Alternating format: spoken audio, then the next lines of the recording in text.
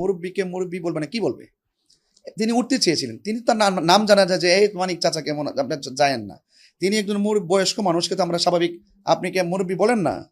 এর স্বাভাবিক একটা ভাষা। এই ভাষাটাকে বিকৃত করে গান বানাতে হবে?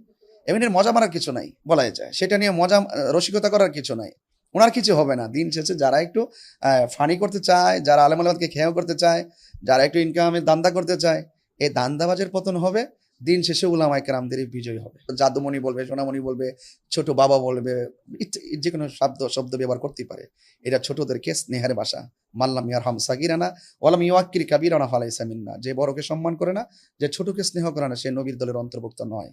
এই ওয়াজ মাহফিলে একজন বক্তা যখন ২-২.৫ ঘন্টা ওয়াজ করে, অবস্থার আলোকে প্রেক্ষাপট ঘিরে অনেক কথাই সে বলে থাকে। আর সেই ওয়াজ মাহফিলের খণ্ডিত অংশগুলোকে কেটে নিয়ে যারা বিকৃত করে, তারা আদৌ ভালো কাজ করছে না। এই যে আমাদের মোশতাক আহমদ ফৌজি সাহেব যে ওয়ার্ডটা ইউজ করেছেন, এটা কিন্তু একজন বয়স্ক লোক